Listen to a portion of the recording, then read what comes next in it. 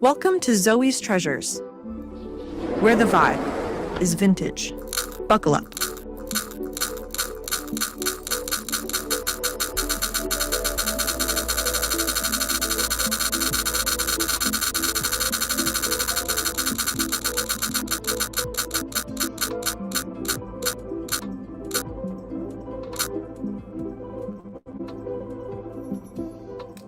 Good morning, everybody.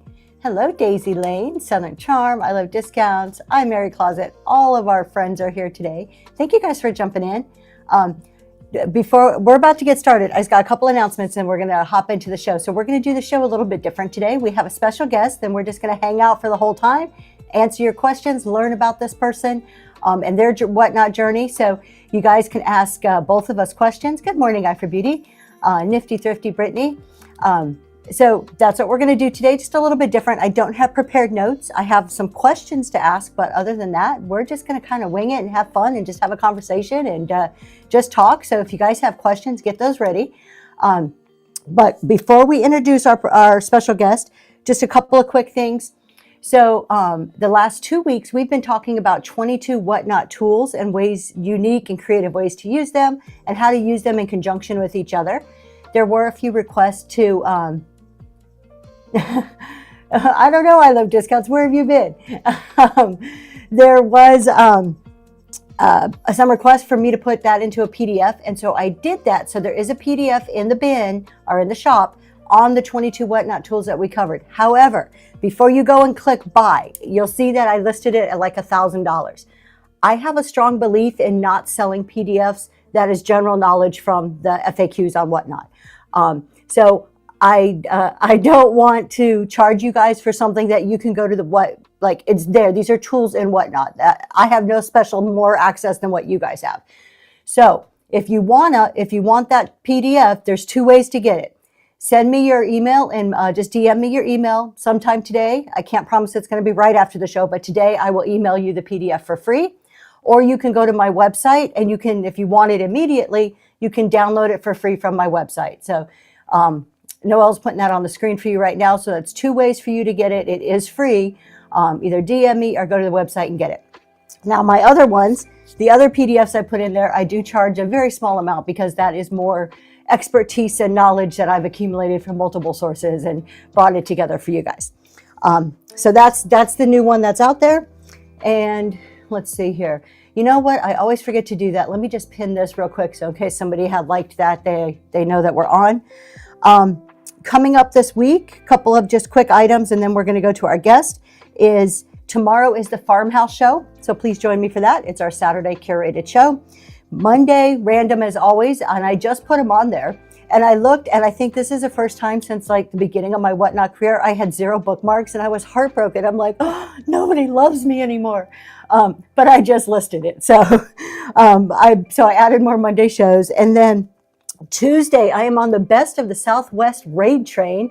And I'm super excited about this one. This has been a fun one. I love Southwest, Mexican pottery, Native American pottery. So this is a really fun one to kind of like accumulate.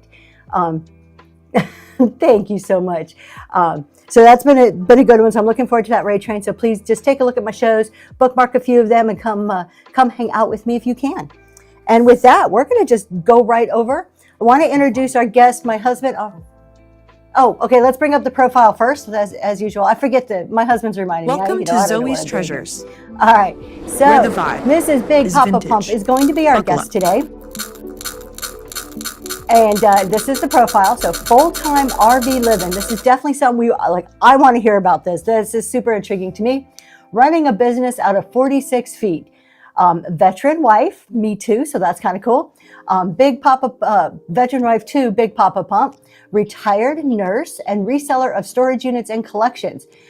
Y'all, this husband and wife team, they're hilarious. I was downstairs doing some stuff last night.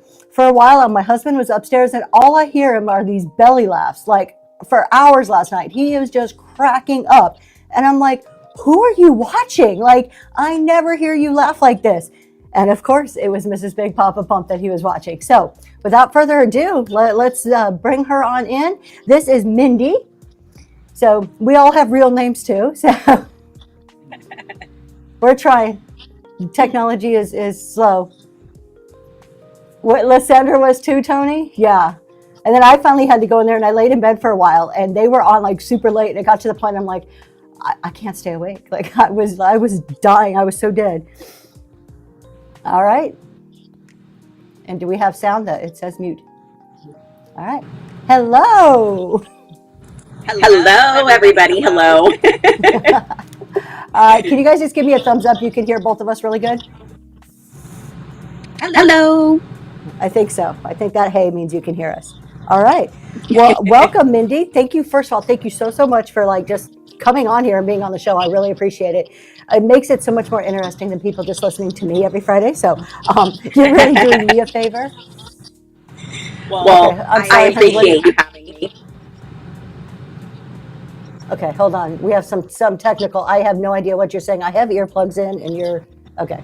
He's talking to me. I'm like, you gave me earphones. I can't hear you. All right. So let's just start. Tell us about yourself.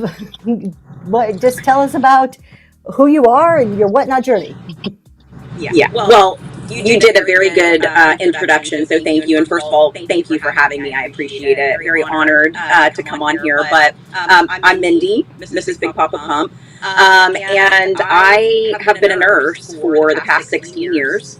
And I never in a million years thought that I would be doing something like this. Kind of a little bit about me kind of bleeds into whatnot. So I've only been reselling since September of last year. So I'm coming up on my 1 year on whatnot. And I kind of just fell into it. So my husband had been a buyer on this app for about a year already. And it was so funny because, he does his own things. He's been reselling on like, the Bay and stuff like that for a while. He did some Facebook sales and things like that.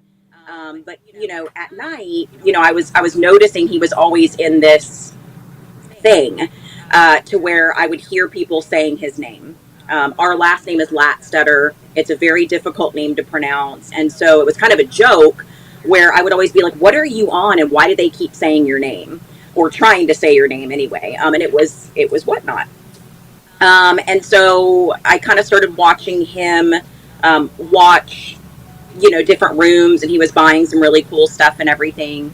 And he decided that he wanted to sell. And so I told him that if he was going to start selling, he needed to come up with a better name because Jay Latstutter was very difficult. Nobody knew how to say it. Nobody could tag him because our last name is spelled kind of funny. And so he came up with the name Big Papa Pump. And I just saw him join. He's down there in the chat. There he is. And that comes from, as people know, Scott Steiner. That was one of his favorite wrestlers as he was growing up. It is spelled differently, so there's no copyright infringement here. And so he started selling under that name. He did his first show, and much to his dismay, I looked at him when the show was over and I said, you know what? I want to do this. And he's like, of course you do. And so it just would be natural that my name would be Mrs. Big Papa Pump because everybody knew him, right? Because he had established himself on the app. And so it just kind of happened, and that's kind of how my name started. And so I, kind of started doing it part-time, maybe 2 days a week up until 2 weeks ago. And we can talk more about that, but now I am full-time whatnot. I have retired from nursing, and here we are. So when you started doing whatnot, you were still working as a nurse at that time? Yes, I was still working full-time, 40 hours a week. So like I said, I've been a registered nurse for about 16 years, all ER and trauma. It's the only nursing that I know. I spent 2 years travel nursing. And as with anything, you kind of start getting burnt out, especially when you're dealing with emergency and trauma all the time. So when I stopped traveling and came home, I basically was just like, I can't do the bedside anymore. So I started working from home as a nurse, kind of like triage. So I would do 4 10-hour shifts a week. And then on my days off, or sometimes on that same day, I would stream at night, which is why my shows are as late as they are, because that's how I established myself, was doing late shows. So I think, I mean, I don't know about you guys in the room, if you have questions, but I'm like, how do you, the thought, because I work full time, so I'm a CPA, and so I have a full time job. That's why I always end these shows by 9, because I'm like, I got to get to the computer to work. I would love to go full time, but the thought of, like, I mean, an RN is a pretty good salary, you know, and to leave that and go full time, like, how, that just must be such, I can't even imagine it. Like, I want to, but the thought of that scares the heck out of me. I mean, did you have those feelings, or how did that play out for you? 100%. Definitely doing this scared. It's kind of, you know, there's a lot that goes into it to jump into it and make this decision to go full time. And it certainly cannot be something that you do lightly, or just like think like, hey, this is fun, I want to do it. I mean, bills have to be paid. And this is not necessarily a guaranteed income, right? Mm-hmm. So we've spent several months kind of, you know, tracking profit, taking a look at things, and it kind of just, everything kind of fell into place, I think, like the way it's supposed to. So my husband is 30 years military.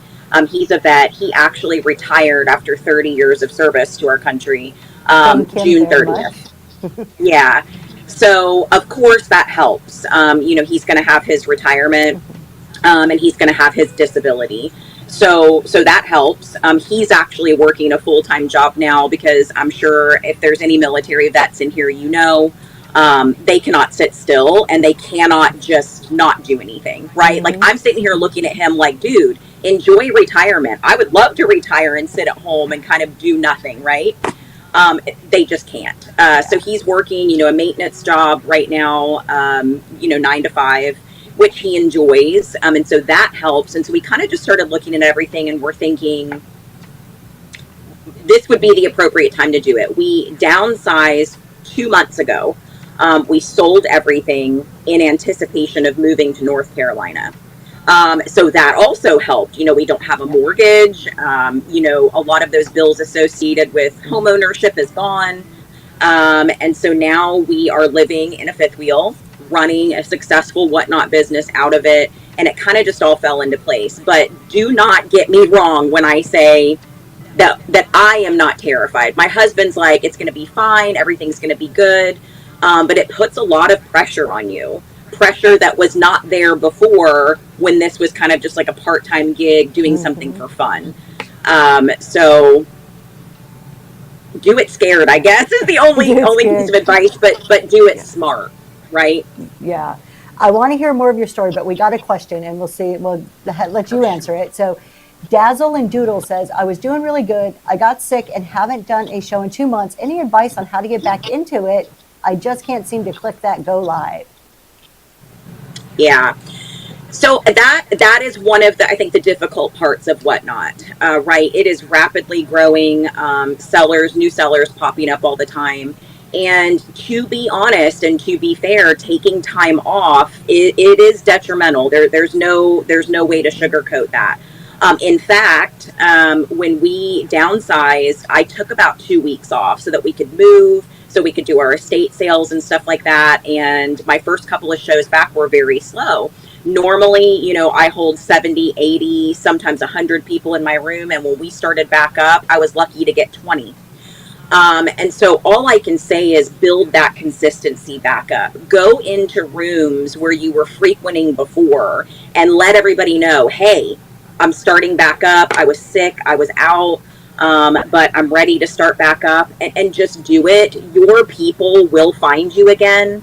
But you do have to kind of like put in that work that you did in the first place to kind of become relevant again, I guess is the piece of advice I have. And I think that's something else that people need to understand, about Whatnot, and also doing this full time, is relevancy, right? Like, there are so many people on this app. And so if you think that the business starts and ends when you go live and then when you shut that show down. This is all consuming. It just is. And that's something that needs to be considered. You have to be willing to put in a lot of time and a lot of energy on this app, even when you're not selling. So I guess the best piece of advice is go live. Go live. And just get back on. Go into people's show, kind of like you're doing now, letting everybody know, hey, I was out. This is when my next show is. I'd love for you to come and support me, that kind of thing, and just really get the information out there to people. I couldn't agree with you more. And I think going live, I mean, just click that button, because Whatnot is growing every day. The faster you get in, the better it's going to be for you. I mean, there's just no way around that. And the networking, you hit the nail on the head when you said this isn't just when your show starts and when it ends.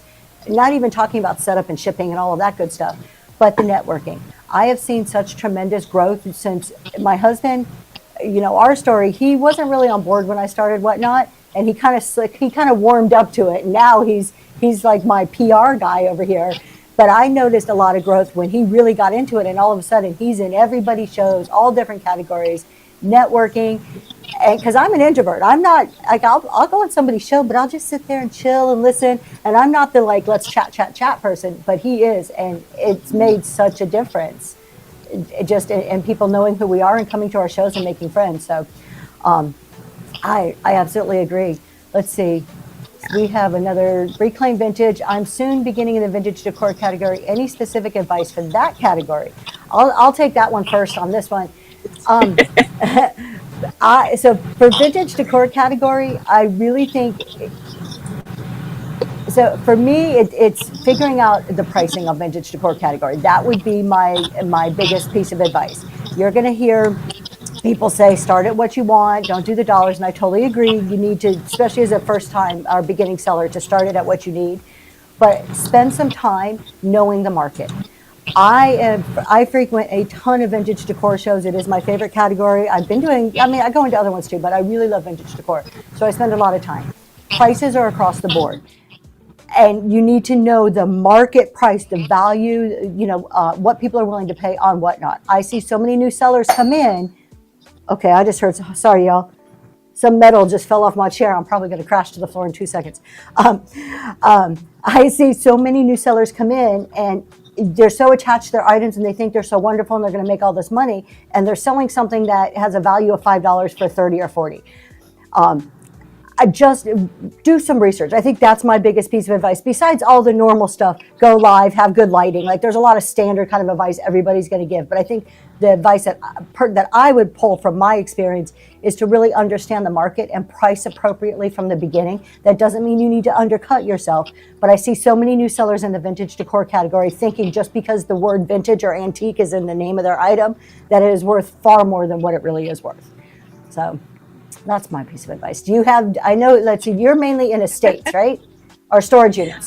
Yeah, storage units, right. So I didn't say that for a lot of people that may not know who I am. I sell in the storage unit category, as my profile said. So, we purchase abandoned storage units, we unbox them live, and sell the contents, but also we buy out collections. So we're always, on the market for buying out really anything that we can get large quantities of. And because of where we live currently, a lot of that stuff ends up being Disney. So I will often do sometimes Disney pop-ups. I do have a massive collection of authentic Disney pins that I sell maybe twice a month, and stuff like that. So a lot of those things like vintage, for all of the nurses in here, you're going to understand what I'm saying. The storage unit category is like the ER nurses, and the vintage category are like the ICU nurses, right? Vintage, everything nice and pretty. It's, it's calm, it's peaceful, it's beautiful. And then you get down to the ER and it's a complete shit show. That's kind of what the storage unit category is. So that's a really good analogy there. At first I'm like, I gotta hear the rest of this. I'm not sure how this plays out, but now it makes sense. Yeah. So I'm guessing Florida, because I don't know where you're at. Are you in Florida? Mm-hmm. What part of Florida? Yep, we live in Florida. Yep, I've lived in Florida my whole life. We live about 30 miles outside of Orlando. Okay. We live in a city called Winter Haven. So if anybody knows where Legoland is, we live like right down the street from Legoland. We will be moving to Murphy, North Carolina at the end of the year. That is where we have property that my husband for the past 2 years has been working on improving. We're going to be living there in the fifth wheel for a while we build some, I call them dwellings, because we're not building a home.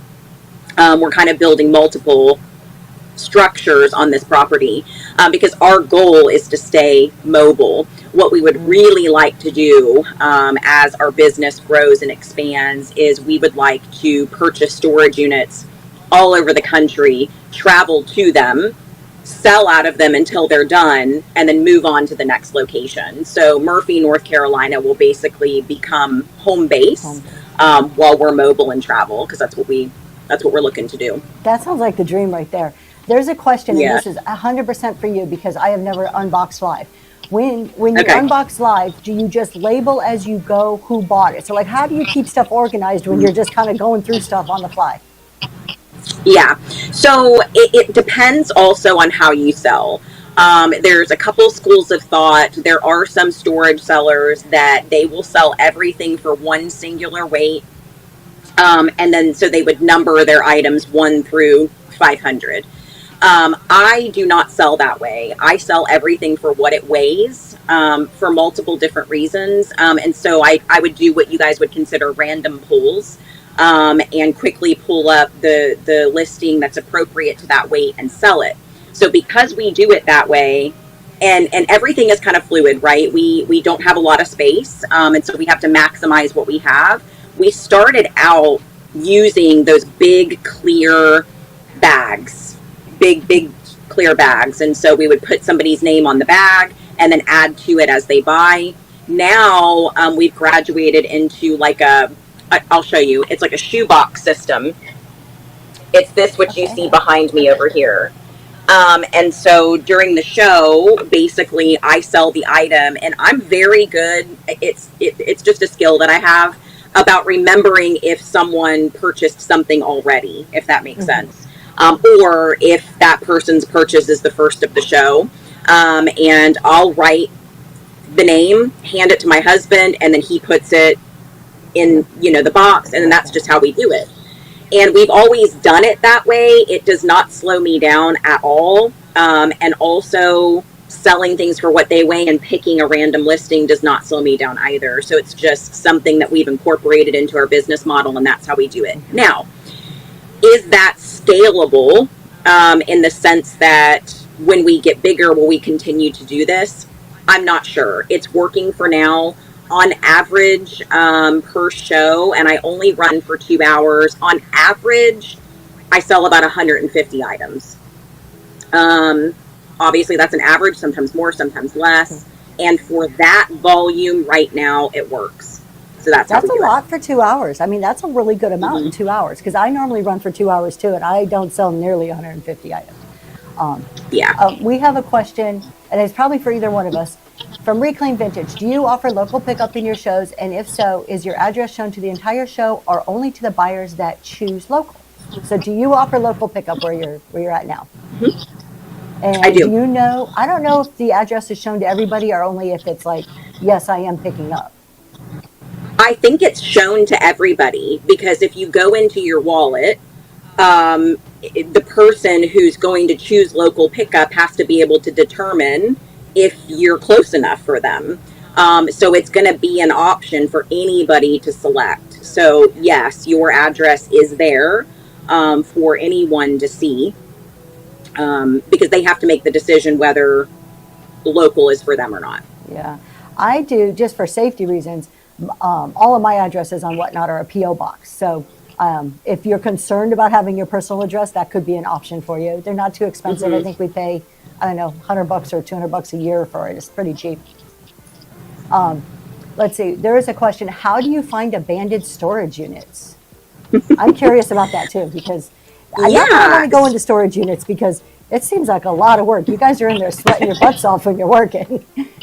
It is a lot of work. There is a lot of behind the scenes stuff that goes into it. But So there used to be a lot of in-person auctions. Those, since the time of COVID, have all but gone away, well, especially in our state. There's only a couple of companies now, I think, that do in-person auctions. I have never been to them.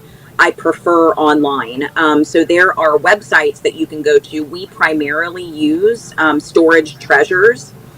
And then there's also storageauctions.com that we use. And there's a couple of other Locker Fox and things like that that we use even less frequently. So Storage Treasures is our main one.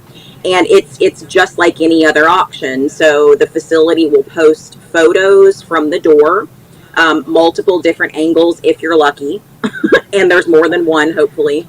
And you kind of just go in there and you look at it, you zoom in, you try to see as much as you can, and then you bid on it. And there's an end time, and it's just like any other kind of, just like Whatnot in a sense. You bid on it, and then you have normally 48 to 72 hours to go clean it out completely.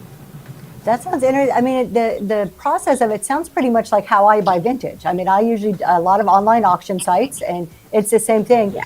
I don't have time because I work to actually go and inspect the stuff in person. So it's a lot of zooming in and looking at the pictures and hoping if there's a crack or a chip that I can, identify it in a picture and before you bid on it. But it sounds, I mean, just the same. It's just on a lot. You're getting a lot more items at one time. Yeah. Thanks for trying to read any other questions. Okay, hold on. It says, hi, thanks for doing this. For a new seller, do you recommend loading the show, and how long did you run your shows when you first started out? So I'll start, then you can then tag on to me here. When I first started, first of all, if you load or don't load, I think for me, my recommendation is doing a little bit of both. I think people love the surprise. They love to know what, like the unknown, that mystery of what's about to come up. I think there's a big draw and appeal, but there's also a whole group of buyers who like to jump in a show, flip through a list and say, oh, I want that, I want a pre-bid, and now I'm going to go run my errands and do what I need to do. So you have both. I would recommend for new sellers, for your first 2 or 3 shows, pre-list everything, only for the fact of you need to focus on how to run a show and learning the technology and getting all the logistics down. Once you get the logistics and you're comfortable, do some pre-list and some random. I think that engages multiple audience types. And then for how long you do your shows, when I first started, I think I did like 30 minutes. I quickly realized it wasn't enough, but I was so nervous and scared that I just couldn't handle anymore. Eventually, it started for me. I had little goals. It was, okay, you're going to have 25 items and you're going to show every item 2 times and then you can quit. I mean, my whole thought process for the first 6 months was, when can I quit my show? When can I end my show? And I had to make myself do, 25 items, show them twice, and it kept getting bigger and bigger. Now, like Miss Big Papa Pump just said, I run about 2 hours. I can't do anymore. I'm just limited on time. That's as much as I can do.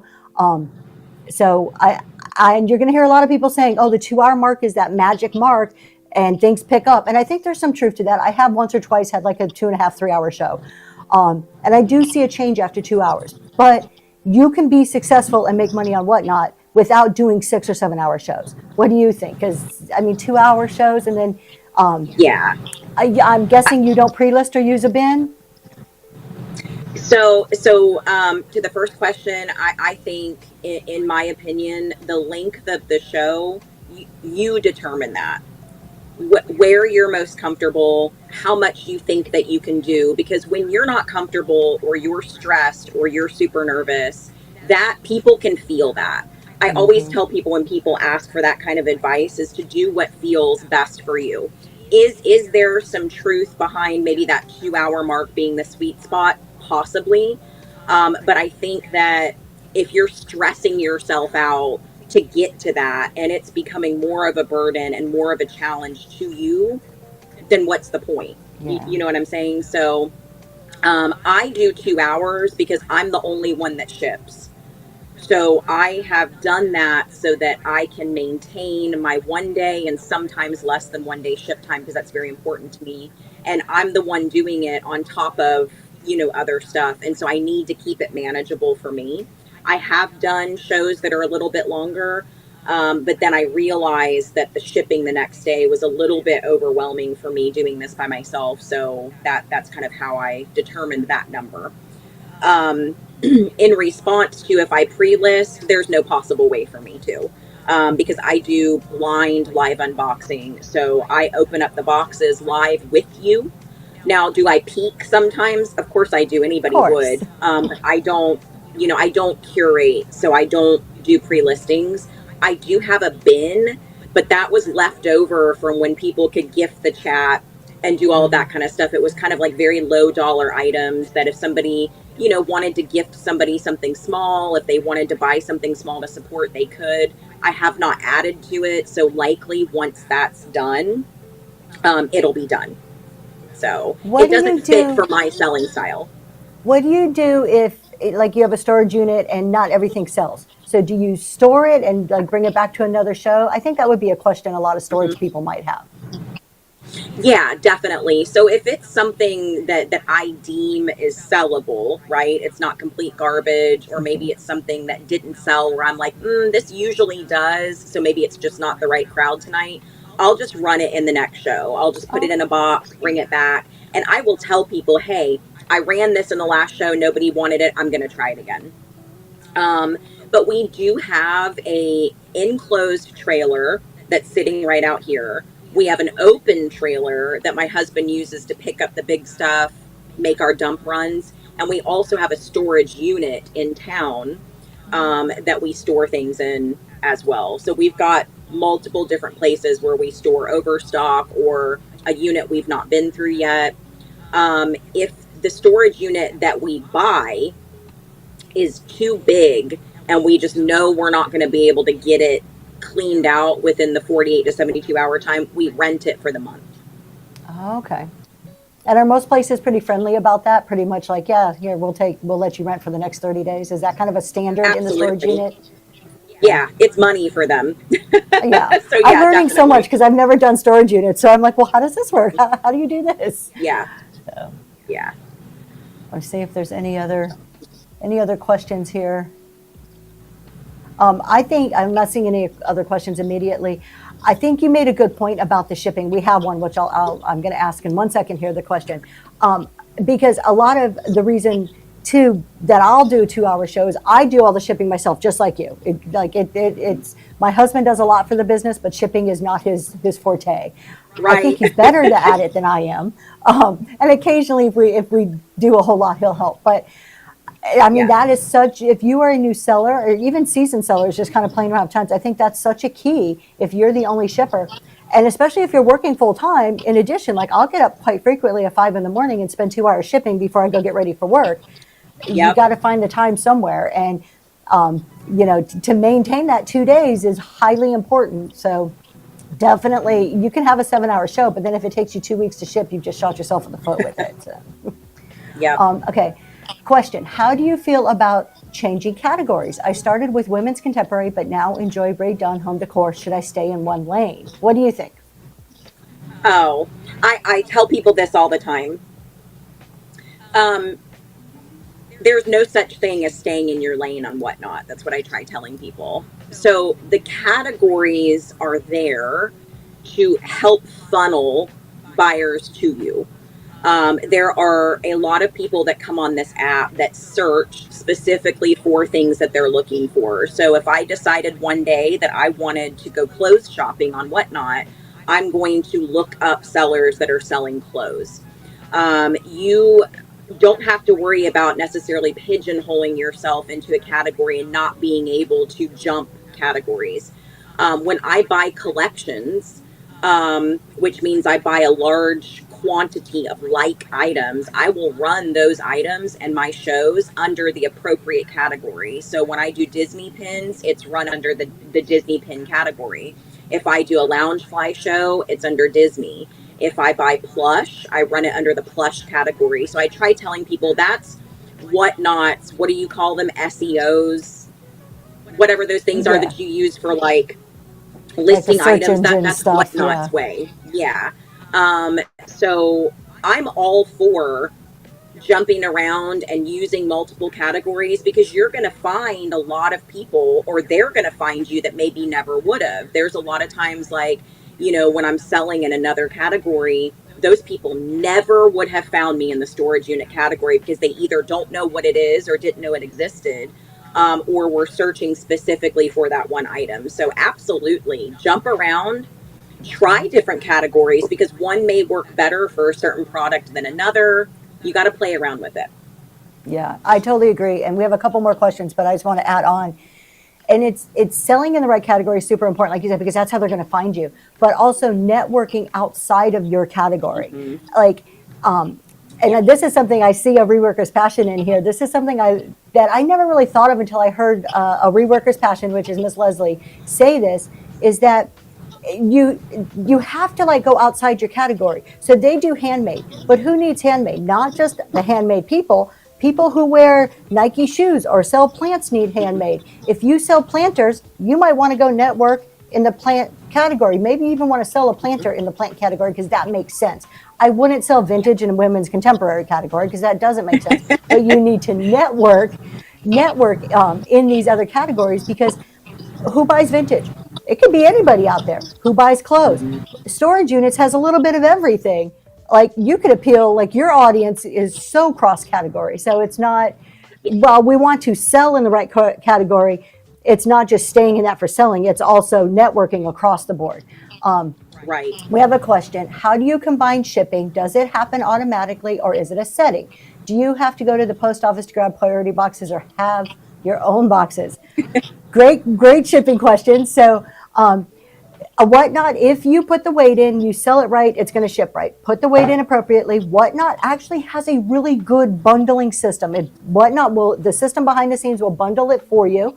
Now, the only thing I don't like is sometimes they'll bundle like 300 pounds, not really, but a huge weight into one box, and you're like, what kind of drugs were you on that is never going to fit in that box?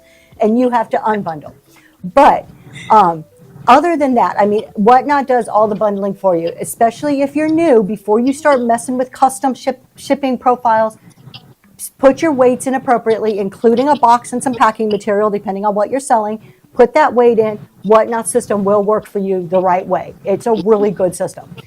As far as boxes, you can get priority boxes mailed to your home. Why make an extra trip? I mean, if you're already going to the post office, fine, but you usually can't get them in bulk. I order mine quarterly, and I order hundreds at a time, and they drop them right off at my front door. Can't get any better than that. It's like, Amazon for the USPS. Yeah. What about any other shipping advice from you? I think you hit the nail on the head. I try telling people, especially when you're starting off, I think we complicate shipping a little bit too much in the beginning as newer sellers, because we're trying so desperately, one, to make sure that we're doing it right. Two, we're trying to make sure that we're not coming out of pocket so much for shipping. And I think that when that happens, we work ourselves into issues that may not have existed. My best piece of advice is, when you're starting out, do not use custom profiles. Please. Just don't, because I'm telling you, one wrong click and you're going to screw up the whole thing. Mm-hmm. So the smart bundling system is called smart bundling for a reason. And people get upset because they're like, oh my gosh, but they bought this and they bought that and they're putting it in the same box. Well, Whatnot is only going to do what you're telling it to do, right? And how you tell Whatnot what to do is how you sell your stuff. It's something I talk about this on my seller support shows on Sunday nights, because that we could talk for 3 hours about this. So I'll leave it here and I'll leave it simple. Let the system work for you. Like she said, sell things for what they weigh. Whatnot is going to smart bundle them. If it all won't fit safely into one box, unbundle it, ship it in 2, ship it in 3, however that needs to look. And go that way. And then, of course, we have to throw in there, have you decided that you want to do reduced shipping? Have you decided that you want the buyer to pay for all shipping? So it's not an easy question to answer in that sense, other than when you're first starting out, let the system work for you, because it actually does work well when we leave it alone. Absolutely. And You bring up a good point, reduced and free. So you have buyer pays all, you have reduced shipping, and you have free shipping. Absolutely. If you're brand new, do buyer pays all, at least for your first show, at least get a little bit of knowledge before you try something, try the others. I have seen brand new sellers, first shows doing free shipping. And when I see that, I don't do it in a discouraging way, but I'm like, I'll go in their chat. Hey, I just want to make sure you know you have free shipping on it, just to make sure, because it does cost a lot of money. A quick note on that, you guys, if you're just joining, I have a new PDF in there. It is for free. It is the 22 whatnot tools that we've been talking about for the last 2 weeks. It is free. Do not buy it. If you want it, you can just DM me your email address. I will email it to you later on today. Or you can go to my website and just download it right away for free. But it covers shipping in there in those 22 tools. So we have a question. Do you usually have priority and ground toggle on typically in a show? So I think the question is, what are your settings? So my settings, it is the first class male under 1 pound up to 15.9 ounces, whatever it is. 16 ounces or 1 pound to 5 pounds, I do priority because it's the same price as priority or US or ground. So why not do priority and get it there a little bit faster? And you can use free boxes anyways. So we do priority 1 to 5. Over 5, we do ground. Then when you go to ship, if your items fit in a flat rate box and maybe it's 10 pounds, but you can fit it in a flat rate box, you can always toggle to flat rate on the back end when you're doing your shipping. I find that the easiest. How are your settings? Mine is the only difference is over 5 pounds. Mine is set to flat rate. And the reason why I do that is because I do reduce shipping. I have done reduced shipping since my very first show. And I do my over 5 pounds set at flat rate because that controls my shipping cost up front. If I left that at ground, because I sell in the storage unit category, sometimes I find awkward items that are large but that don't weigh a lot, or sometimes I find very small items that are heavy. I leave it at flat rate because that is my goal. I am hoping that if somebody buys 10 things from me, they're all going to fit in a flat rate. And sometimes they do. If they don't, then I change it to ground, and then I assume that overage. I do not want Whatnot charging me that overage up front, because then if it will all fit into a flat rate box, no one gets that money back. So if they charge me, which they will, but then I can fit it all into a flat rate box, I don't get that money refunded. And that makes a lot of sense. So it just helps me control, it helps me control it. I already know I'm going to be paying shipping. That has been worked into my business model. I'm able to assume that.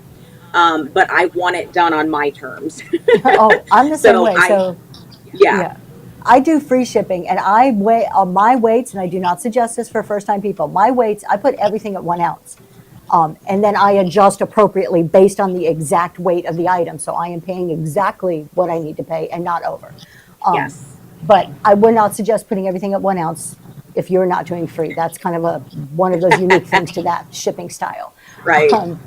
Let's see. My biggest source for inventory is in estate sales. I sell mostly in vintage, and I sell vintage decor. Should I be in estate sales instead?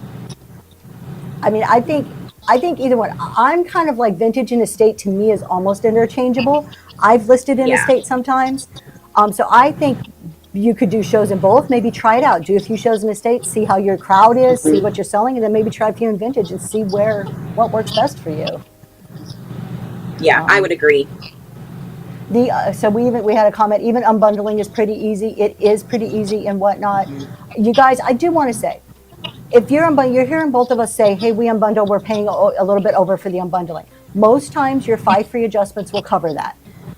There is a couple schools of thoughts on these adjustments. I have heard some schools of thought, don't use those. Those are, thank you so much, Michelle, thank you.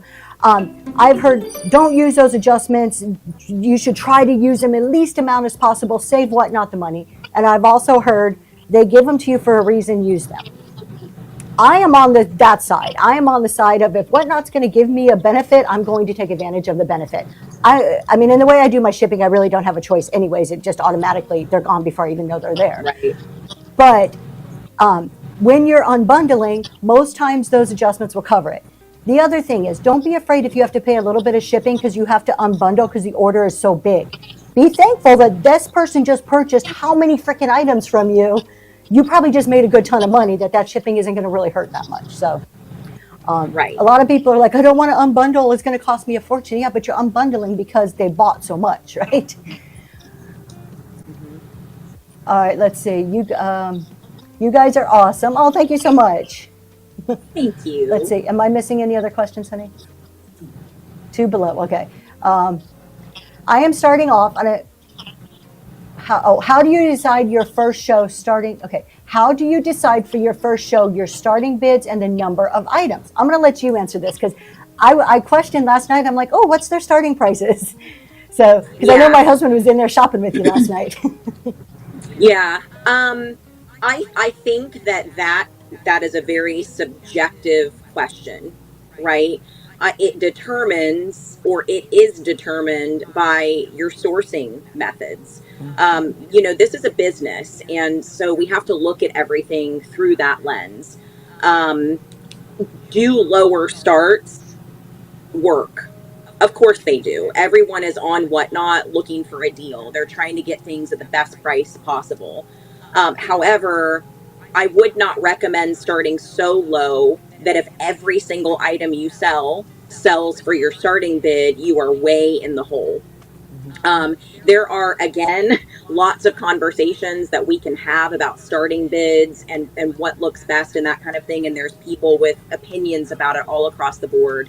What I say, because I can't tell you what to do because I do not know your financial status. I do not know how much you have spent to source the items that you have. I can only tell you that for me, because I buy storage units, I have found that starting at $3 works very well.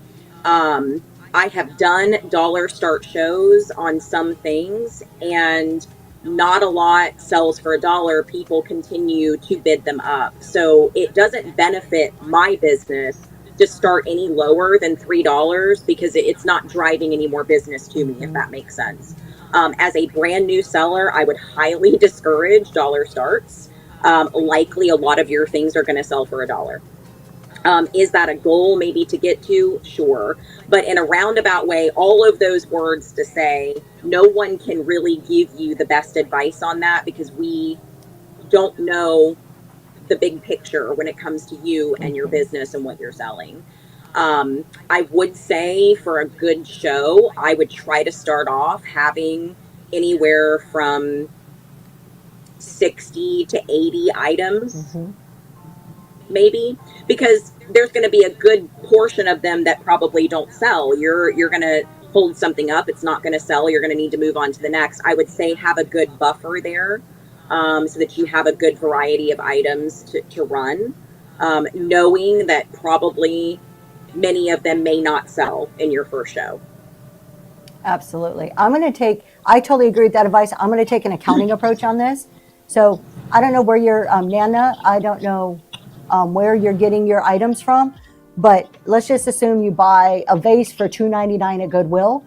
Automatically, you know the price starts at $2.99. That's what you paid for it.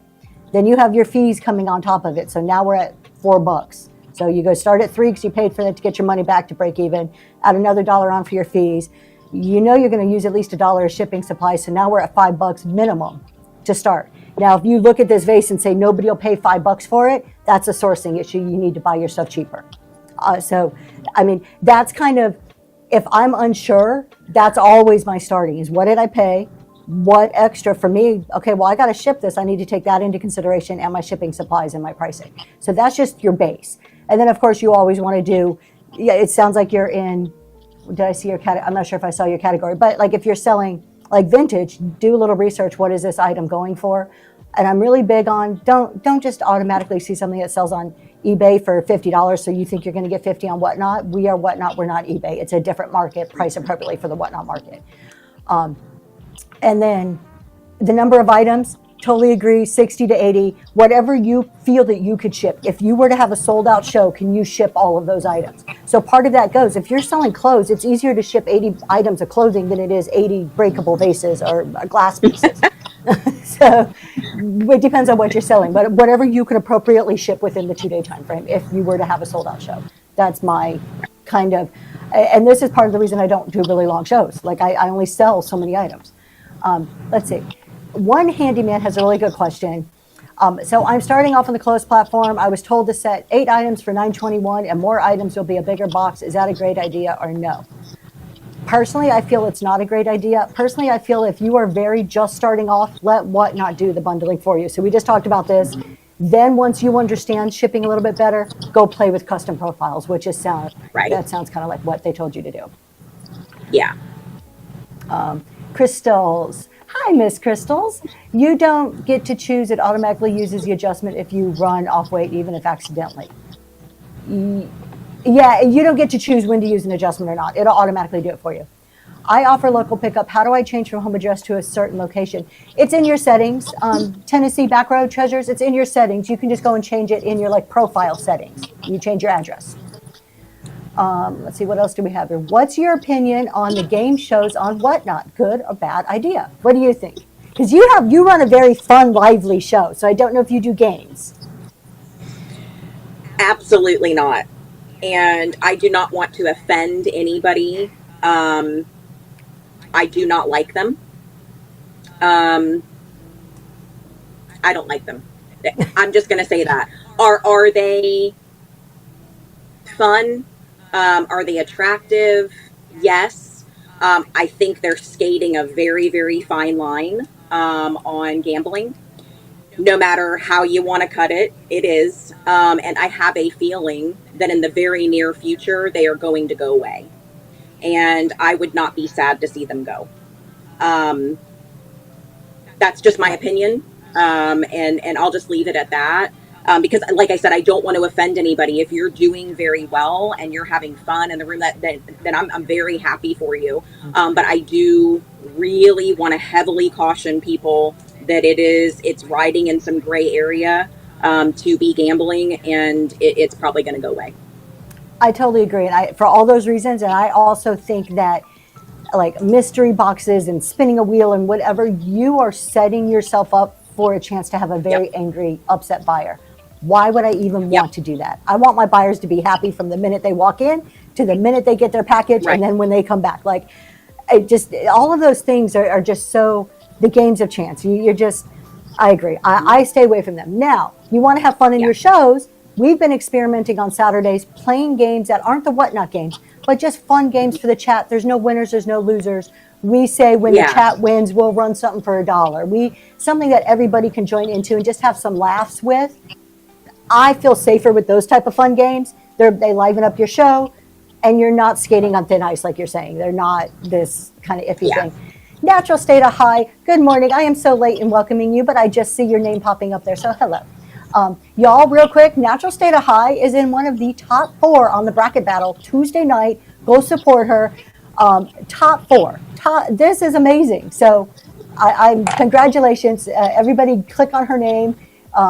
Go support her. If you are still here, if I didn't run you off already because I didn't welcome you, if you're still here, throw your name in there again. Say something so people can click on you easy. There you go. All right. There she is. What are your thoughts on givvies and buyers givvies? How do you keep track for buyer givvies? Do you do giveaways? I do. I do giveaways. I don't mind doing them. I enjoy doing them. It looks like we got a raid. Did we get a raid? Hold on. Interrupted. Can we do our normal raid thing, or is it going to mess up our screen? All right. Mitchell May June, thank you so much. You are raiding with a party of 18. Hello, everybody. My name's Tracy. This is Zoe's Treasures, and we are doing our Friday morning chat show, and we have a special guest. This is Mindy from Mrs. Big Papa Pump. So we're just chit-chatting, having some fun, answering questions today. We normally, when we get a raid, we like to bring up your profile, but because we're doing our split screen, I'm not sure technology-wise if we can actually do that without messing up our call. So I do apologize that we're not going to be able to bring you up, but Mitchell May June, please put in the chat, when's your next show? What are you selling? Give us all the details so that we can follow you. All right. Thank you so much for the raid. Let's go back to givvies. So I'm sorry, you were talking about givvies. So you do givvies. Yep. I do. I do giveies. I always have. Now, again, I know there's a lot of conversation around them about, are they beneficial to the business? Do they bring in more traffic and stuff like that? Um, I think that's, again, another lengthy conversation for maybe another time. So the simple answer is yes, I do. What I give as giveaways are flat things. So I purchase from other sellers obscure packs of cards. Like this, for example, is something that I gave away. Anything that I can give away that's not stickers, that will fit into a flat envelope. So this only cost me 70 something cents to ship to people. So, and I buy them very, very cheap. So it is not a detriment to my business to do giveaways because I'm able to source them so cheap and people enjoy them. I get a lot of reviews that people enjoy them, even from someone who did not buy from me. I get a lot of reviews from people that say, thank you so much for the giveaway. I enjoyed the note that you put in there. Because if somebody has not purchased anything from me, I just write a note that says, thank you so much for hanging out and supporting. If they're a brand new buyer, because it prints out that way, and they were in my show, they won a giveaway but didn't purchase anything, and they're new to me, I put a note that says, thank you so much for hanging out. I really hope to see you again. You would be surprised at the amount of reviews that I get back from people on stuff like this, thanking me for that, and have actually returned and purchased. So there's a lot of conversation about, does it drive buyers, does it make return buyers, and all that kind of stuff. At the end of the day, I don't care. I do giveaways because I enjoy them. I just like giving a little bit of something away to people, and then we'll just leave that at that. Do I do buyers giveaways? No. I'm so glad you said that. I don't do them either. Because although people who are not buyers can enter, just because you can doesn't mean you should. And that's what I'm going to put it out there. I'm not going to run an incentive for my buyers and then they may not win it. So I try to put a little something sometimes extra in people's boxes if I have it, but I just don't do buyers giveaways. I just don't. We have to abide by the sweepstakes laws, and I understand it, but there's going to be people out there, which I think is very disrespectful to people who have purchased. So I just don't do them. But I do these kind of giveaways my whole show. Yeah, I don't do buyers giveaways at all.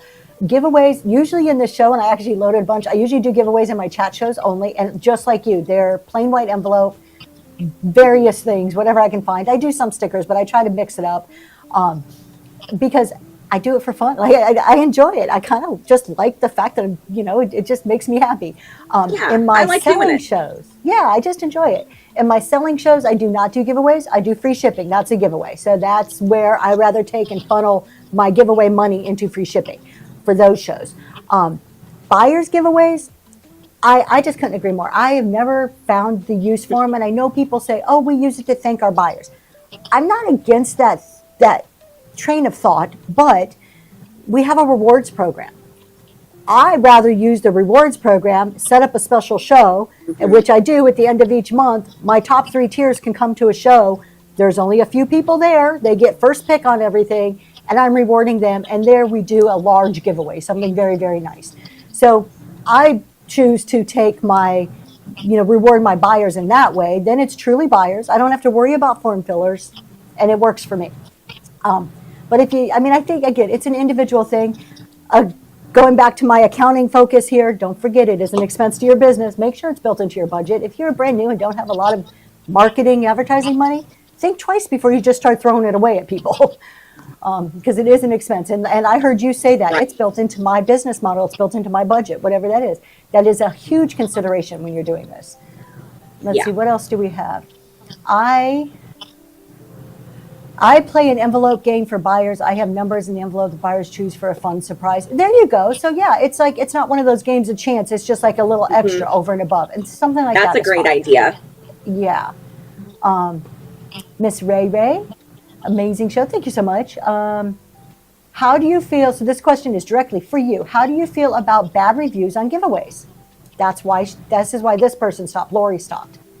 Oh, Have you gotcha. ever got a bad review on a giveaway? I have not. That doesn't mean it's not going to happen. And I kind of feel like I'm not going to change what I do or how I run my business for fear of bad reviews, I guess is what I'm going to say about that part of it. I think that if there's someone that's disgruntled out there that feels that they need to put the time and energy into leaving a bad review for something they got for free, that speaks volumes about them. Um, you do have the ability to respond to reviews. I would caution you, though, that when you do that, you do it professionally and respectfully, and not passive aggressively where everybody can see it. Let the review speak for itself. So if somebody leaves a bad review, I might respond with, I truly appreciate you joining my show and supporting, and I do apologize that you were unhappy with what you received. Leave it at that. Not, I'm sorry that you're unhappy with something that you got for free. I think that that in turn sheds a negative light on you, or just don't respond to it at all. And people who look at reviews are going to be able to look and see that somebody, because they're likely going to say something like, this was a stupid giveaway, or can't believe I got something like this for free. Like they tell on themselves in the ridiculousness of their review. I've seen it. I would just say don't be fearful of that kind of thing. If the reason that you're doing a giveaway is that you feel it's beneficial to your business, then continue to do it, and just let those, just ignore them, I guess is what I'm saying. Yeah. People are not going to not shop with you because they read reviews where people said they hated your giveaways. Exactly. That speaks volumes about them, not you. 100%. Yeah, I'm same mindset. I wouldn't even give it a second thought. I'd be like, okay, whatever. Let's see. We have a question. Bags and Beauty says, free shipping is a giveaway is such a great idea. How do you set that up? Okay, so when I said earlier that I don't do giveaways, I do free shipping. So I had kind of two thoughts on this. So I do free shipping totally. That's why I don't do giveaways. So my settings are for free shipping. However, you can do free shipping as a giveaway. This is how you do it. And I think this is a wonderful giveaway because it works for the buyer and it works for the seller. So you run a giveaway. Whoever wins, you're going to send them a sticker or something. Make sure you're appropriately describing it in that giveaway description that the winner will receive a sticker, a postcard, whatever fits in a flat rate envelope. And when they win, you immediately message them a coupon code for $9.21. What does that do? That means they can apply the $9.21 within that show to buy something. It's going to reduce their cost and offset that shipping, essentially giving them free shipping. How does that help you as a seller? You're not out that $9.21 unless they use it. They can't use it without buying something. So you're getting a benefit from it because they're buying something, and you're giving that one winner free shipping. So maybe you're not ready, you're a seller and you're not ready to do reduced or free shipping. You can implement a giveaway in this manner that rewards specific people. And you do it for just one show. So when you set your coupon up, you got to set everything up ahead of time with your coupon codes. Set the coupon code up ahead of time for just that one show. And then make sure at the end of the show you go in and deactivate it. Now, do you run the risk that person could share that code with somebody else? You do. But one, they only can use it if they're buying from you, so not so bad. And you know who it is. Like I don't think it would, when I'm looking at this, I don't think this is going to be this rampant problem. I think it's going to be a reward and people would love it. So that's how you would set up doing a free shipping as a giveaway. But you can't just do the free shipping. You have to send them something tangible. So make sure that you still have something that you can send them that's tangible. Doesn't need to be big. Right. Because that's terms of service. That's not just advice. That's terms of service. Yeah. Let's see. Will a pack of cards work in a flat rate giveaway? No. Trish, no, because it has to be less than 1/4 of an inch. And a pack of cards is, I'm guessing, more. It depends. It depends okay. on the kind that you purchase. That's what I use as giveaways. Oh, okay. So, for example, this is a pack of cards. It Not is not like plain greater than a cards, though. 1/4 Like- inch. Like what kind of cards are they? Here, I'll show you some of them. Yeah.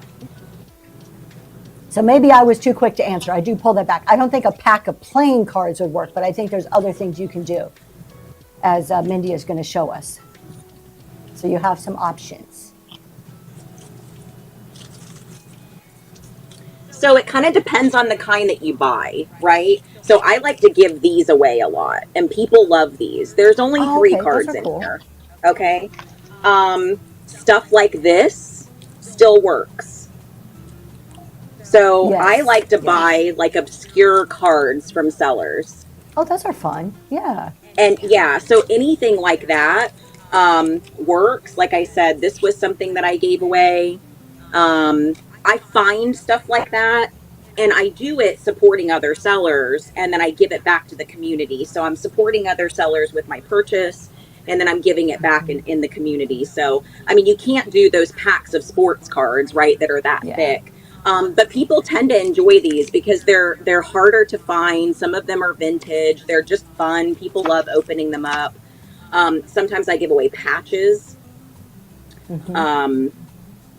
Temporary tattoos sometimes. Like They're it all kind of just just fun depends. things. And you know what I Yeah, find? yeah, Y'all, you have to admit it. Even though we're adults, when we get a temporary tattoo or something fun, like those pack of cards, I'm looking at this going, oh, that's exciting. I want to know what's in there. We're all kids at heart. right. There's some of Yeah. us, something in here that, you know, and now I do know we're all over Stickergate, right? But, all right, let's see. How do you create a coupon for a certain person and how do you create a coupon codes? Honey, can you write that person's, how do you create a coupon code? I will email you directions instead of taking up the whole chat time to explain to you, but I will email you. Can you jot that person's name down for me, please? And then how do you create a coupon code for a specific person? You can't do it for just one person, but you can send the code. You can share the code with just one person, and that makes it for them. So let's see, reclaimed vintage. A big seller here suggested instead of a giveaway for when a raid happens, run something good for $1. Most likely it would sell above that. 100% agree. I don't do giveaways when we get rated. Normally when we get rated, we will bring their profile up on the screen. I'll talk about that person and thank them for the raid. And then we'll run something for $1. I totally agree because if I'm just doing a giveaway for a raid, first of all, that's 5 minutes these people have to wait around. I have 30 seconds tops if you're lucky to keep them, to grab their attention and keep them in your room. I don't want to make them wait for $5. I don't, or $5, 5 minutes. I don't think that's good, and it's just an expense to me. Whereas if I'm running something for $1, that's good. I'm showing myself off. I can talk for the 15 seconds the item's running about who I am and what I do. Try to grab their attention, and they may get a good deal, and I'm making money in the progress. It's a win-win for everybody. What do you do when you're rated? I actually do a giveaway. A different, maybe an alternate perspective is, you know, I use that as 5 minutes of marketing time. So my giveaways are a write-off under marketing because that's truly what they are. I am marketing my store. Obviously, I'm going to immediately start running items. And it tends to work. I mean, do some of the people leave after the giveaway runs? Of course they do. I mean, that's just the nature of the business. But what I've recently started doing about 3 shows ago now is I offer the rating seller if they would like to co-host for, and I make it very clear, this is 30 seconds to a minute. I'm going to co-host you if you would like. Say hi to everybody. Let them know what you sell and when your next show is.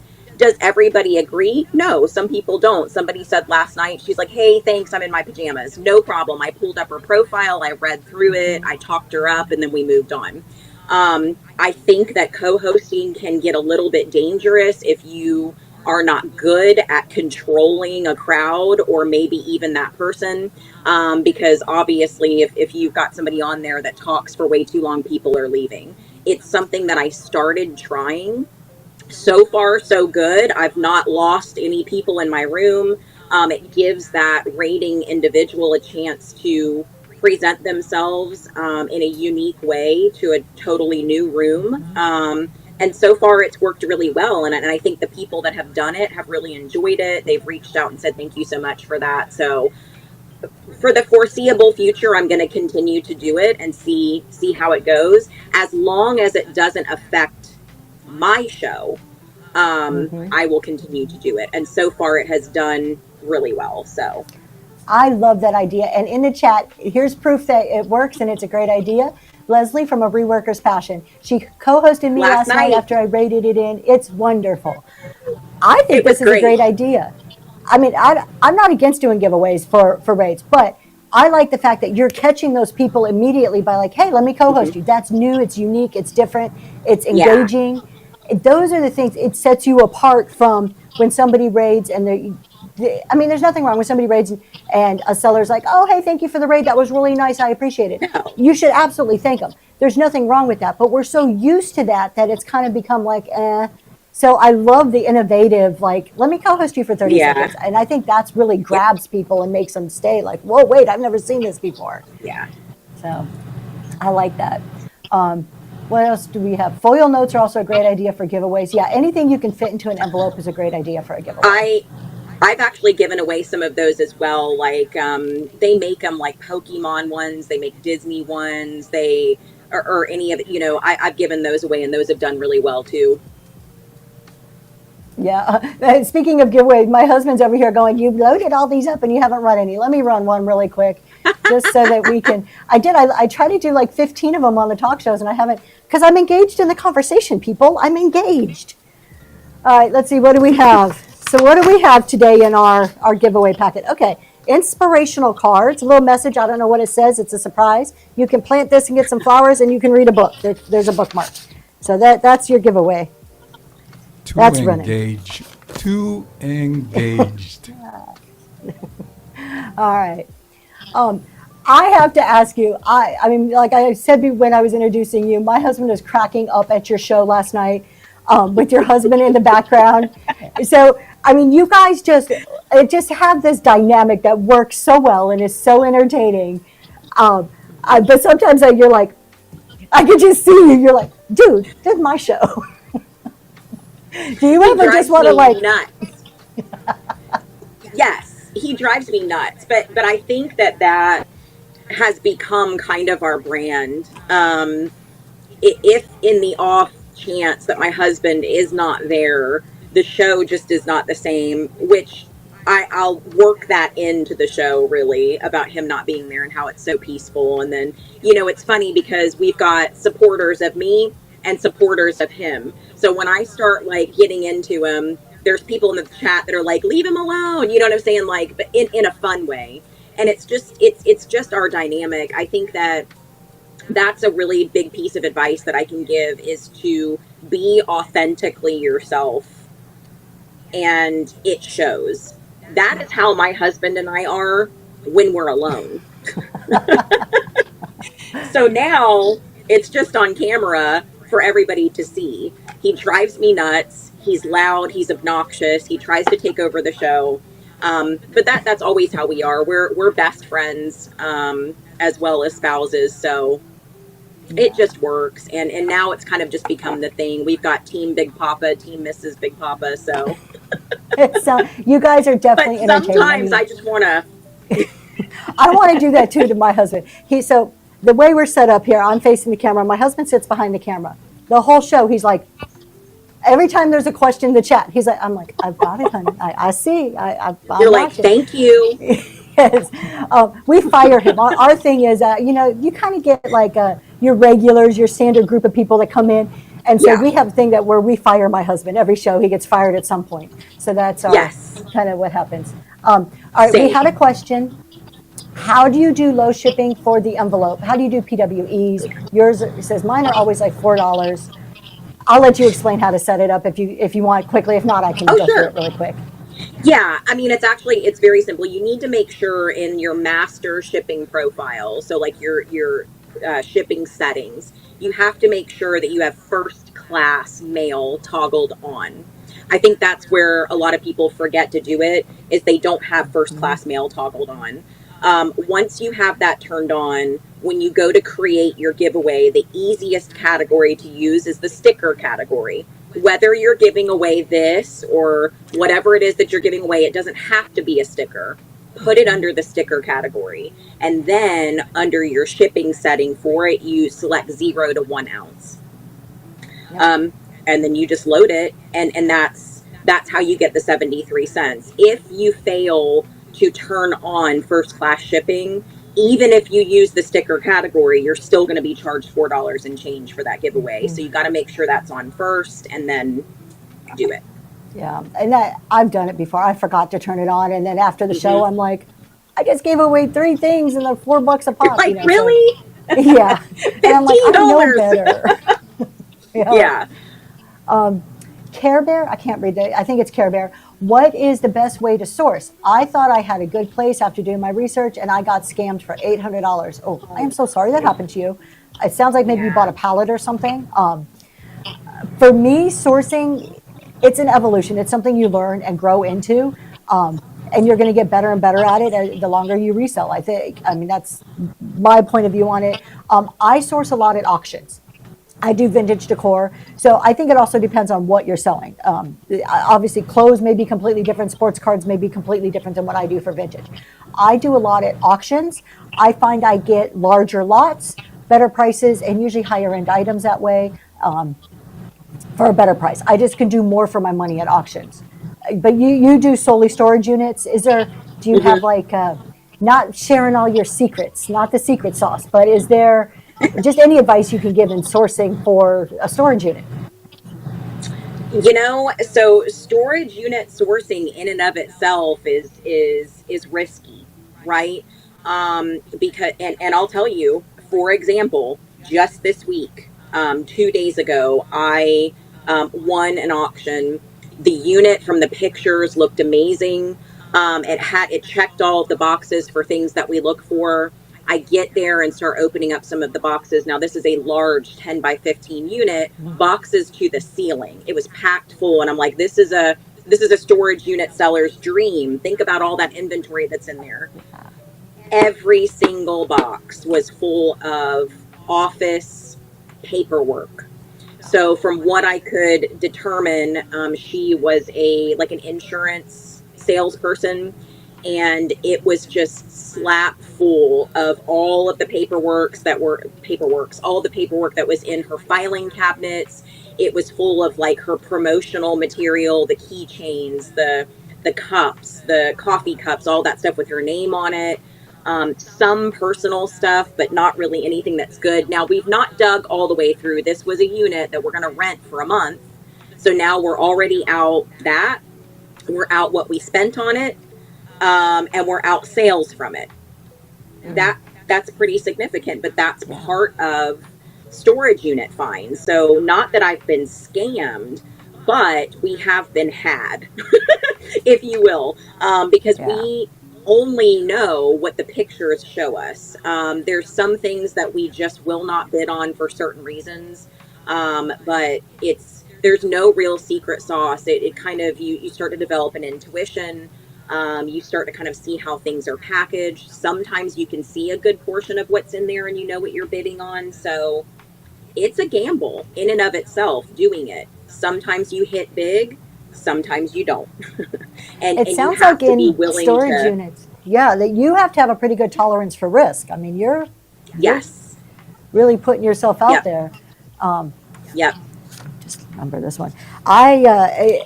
In vintage, I have a lot less risk because I obviously see the item, but I've made bad buys. I mean, I've bought stuff that I'm like, this is the next best thing. Everybody's going to love this. It's going to get bid up so high. And I'm like, it's a dud and it sits there for 6 months. Like, it happens to all of us at some point. Any specific things you could share you look for when doing this? Are you willing to share any of your kind of criteria? Absolutely. So there's going to be obvious stuff. Right? You definitely need to be careful with outdoor units because they're not climate controlled. They're more subjected to the elements.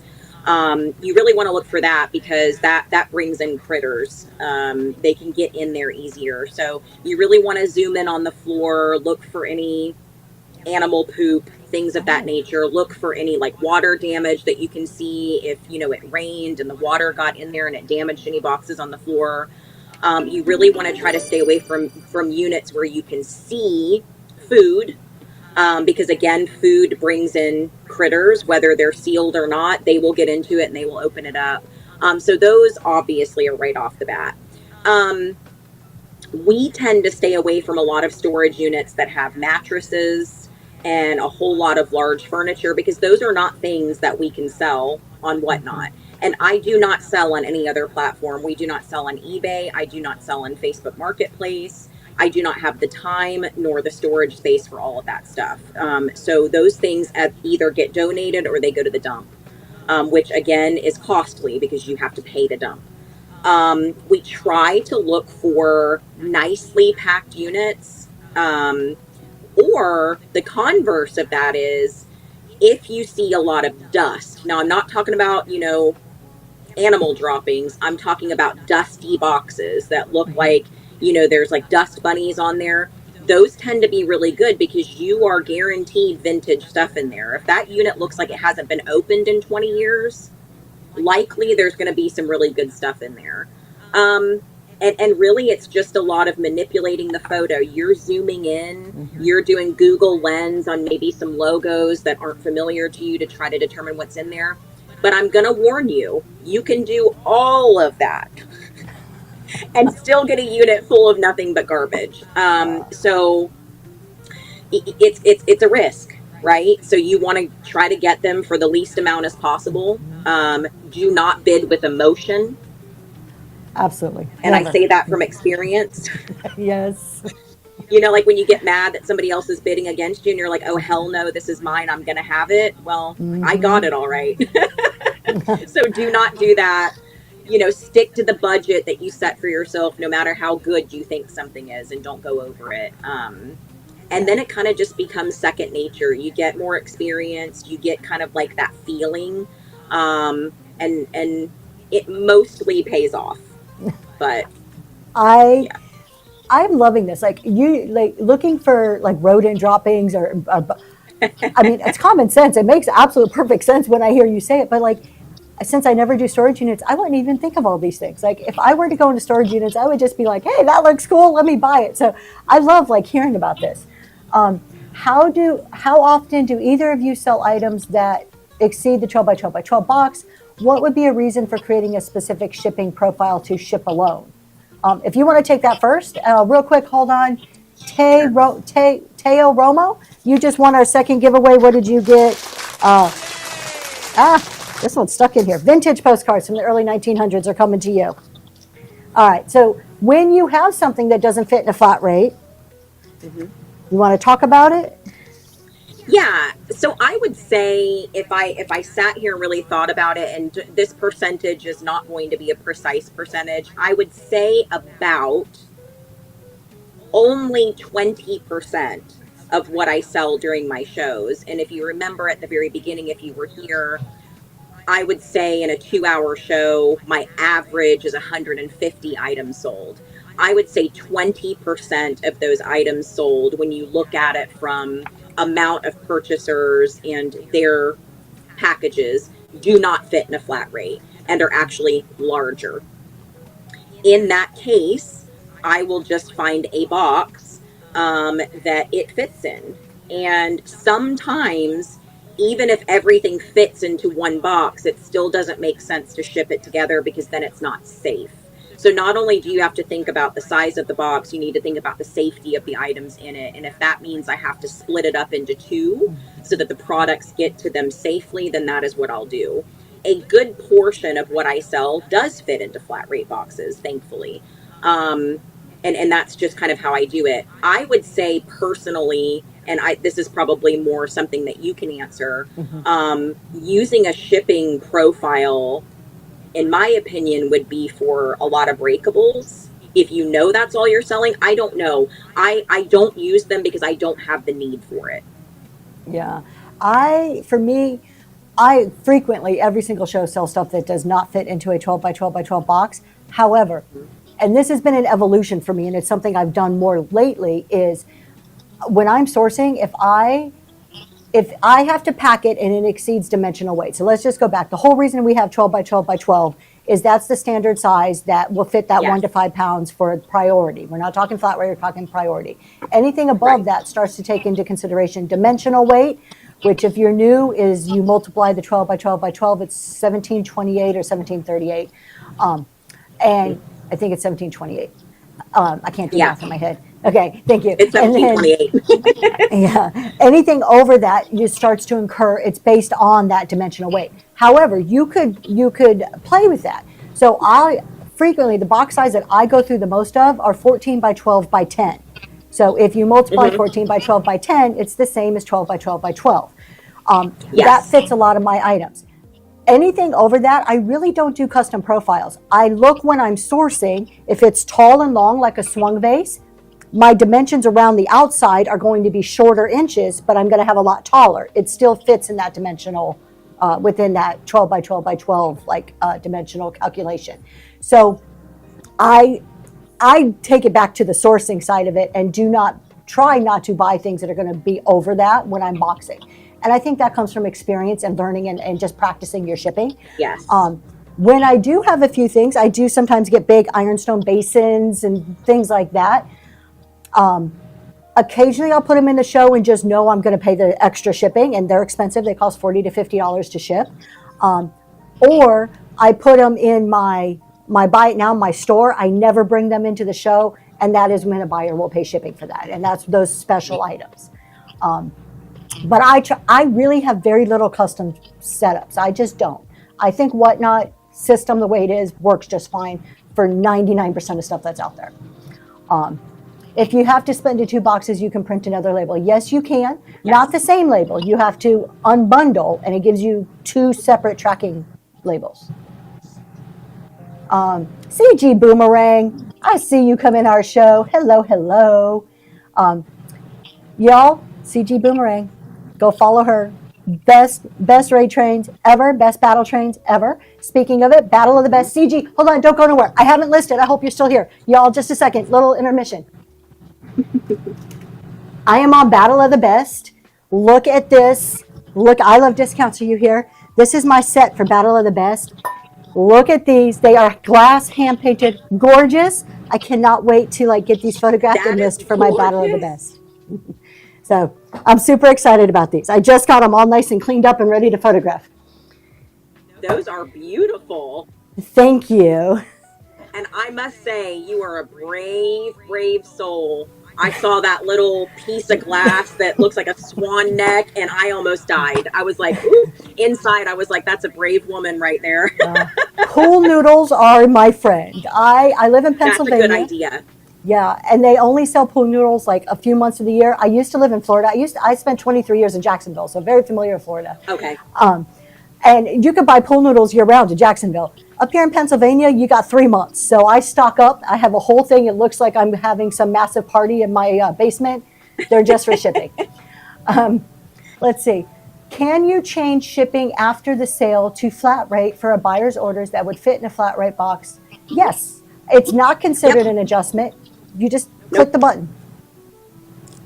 As long as it's over a pound, Yep. as long as the order is a pound, you can put it in a flat rate box and it does not incur an adjustment. Okay, we just got the controversial question here. I saw What it. do you feel about people saying they do not need to enter the box size for ground advantage? They are giving you bad advice. Yes.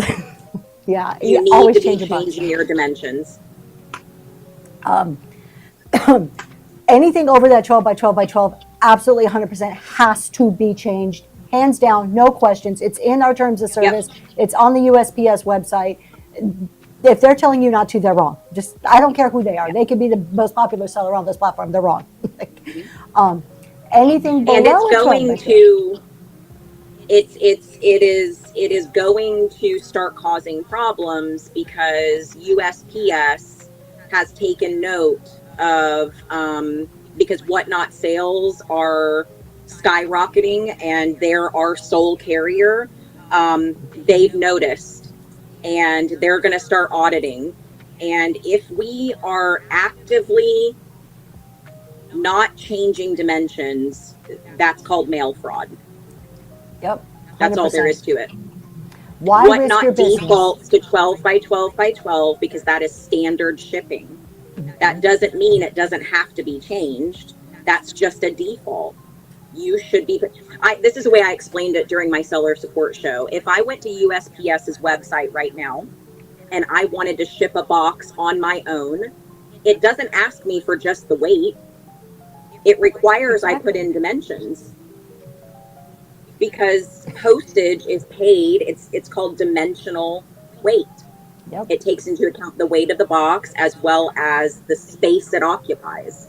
That's just what it is. So I would highly caution people that you need to start doing it, because it will come back to bite you if you don't. 100%. Just do it. Why risk your business too? One, when you get caught, maybe you can ship out 100 packages and never get caught. I mean, but why risk that? You're going to get caught once. Your buyer's going to have to pay more. It's going to reflect badly on you. People talk about you. That buyer, you don't think that buyer doesn't have friends on Whatnot? They're going to tell their friends that they had to pay $50 because you didn't, as a seller, ship your package right. And all those free supplies we get. I don't know about you sellers in this room. I really depend on free shipping supplies from it. Is if I have to pay for all those boxes, my prices are going to skyrocket because I use a lot of priority boxes, and getting them free helps me pass on savings to you guys. That will be taken away eventually if we continue to do mail fraud, have behaviors such as this. So just do it right. Just be good. Do what's right. Do you suggest larger custom profiles stay in your bin? Lisa, that's up to you. I mean, you can, if you do a custom profile, there's no reason you can't put them in your auction.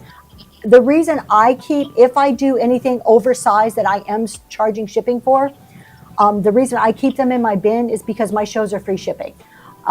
So unless it's a special occasion and I feel I can absorb a $40 or $50 shipping bill, I just don't. I don't bring them into my shows because of the way my shipping is during my shows.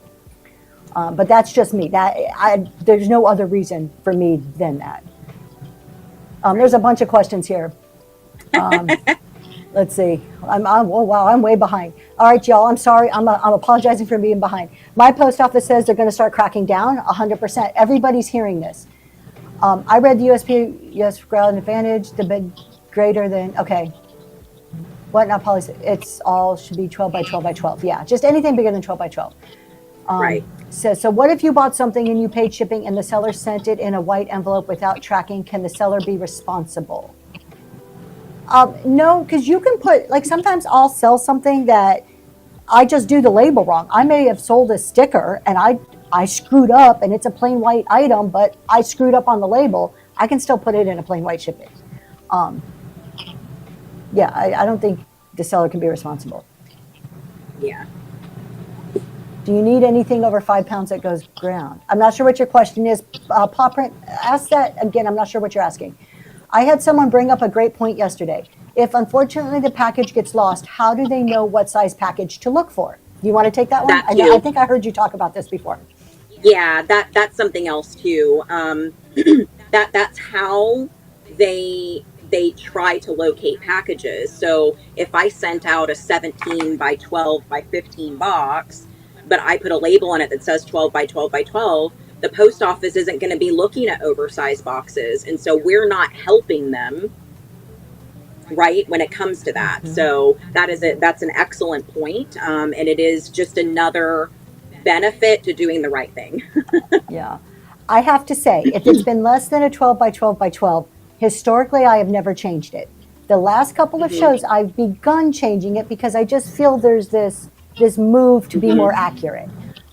But in full disclosure, for a long time, if it was less, I didn't change it. I think I'm slowly starting to. Here's a really good question. Thank you so much for the tip. I appreciate that. All right. This is to both of us, how do you feel about paid sponsorship shows? Beneficial or not? I'll let you go first. So so you must be referring to like paid promotions, like when you go in and you promote your own show. Is that what you're referring to? I would assume. Yeah, I'm guessing that. Let's answer it both ways. Paid promotions and also when they can do like the sponsorships within the show. Right. So the paid promotions, I'll be honest with you, I've not done them. I've not personally seen a whole lot of benefit come from that. Not only that, and this is something I Love Discounts talks about a lot, and they have a very good point. There's not a way to track that data, if you will, on did the money, right, that you spent to have Whatnot promote your show, did you see any return on that investment? I believe that the information that they give you is not 100% accurate. Not only that, you get points, if you will, for 30 seconds of view time. So someone can scroll into your show for a full 30 seconds, leave, and be counted towards a viewership, right? So you paid $30 and it shows that you had 1,000 people view your show. Keep in mind that only 30 seconds of watch time counts.